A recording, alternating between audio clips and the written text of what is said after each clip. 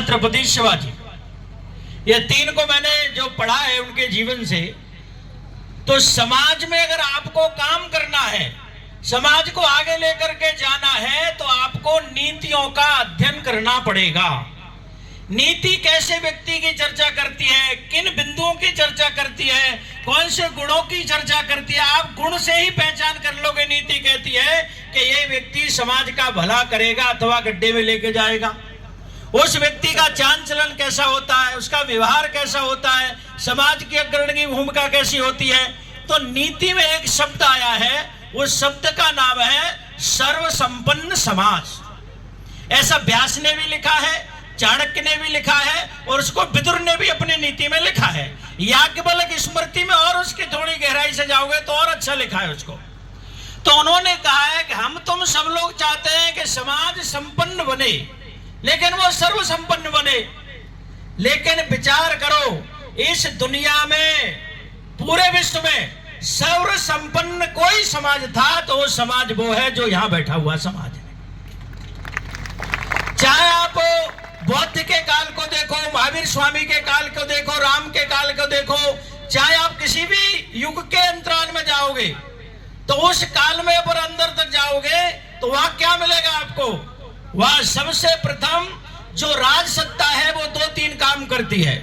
वो काम करती है कि सर्वप्रथम मेरे राष्ट्र की, मेरे राज्य की सीमाएं सुरक्षित हो, मेरे राज्य में दंगा फसाद न हो, मेरे राज्य में शिक्षा की ठीक व्यवस्था हो, मेरे राज्य में स्वास्थ्य की ठीक व्यवस्था हो।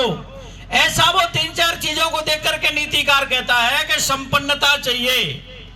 तो अब आप विचार करो कि संपन्न राष्ट्र किसको कहा जाता है। संपन्न राष्ट्र की परिभाषा चाणक्य ने कहा है और याज्ञवल्क्य जी ने भी कहा है।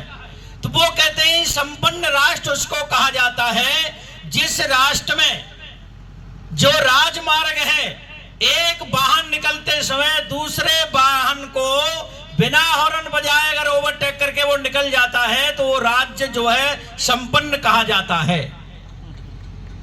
अभी ताली नहीं, ताली सुनो, मैं जो कह रहा हूं ताली बजाने के लिए नहीं बोल रहा। अब प्रतिभा सम्मान में ताली बजानी थी, ये बात इसलिए बोल रहा हूं कान की ढक्कन निकले और कुछ शब्द आपके अंदर तक जाए, वो सुनने के लिए कहा है। दूसरा उसने कहा है कि संपन्न व्यक्ति कौन है, संपन्न परिवार कौन है। तो भारत की जो पहचान है वो परिवार से है। भारत की जो पहचान है वो परिवार की व्यवस्था से है। परिवार की जो भारत की पहचान है, किसी भी समाज की पहचान उसके इंसान से नहीं होती, उसके संस्कार, उसकी संस्कृति से उस समाज की पहचान होती है।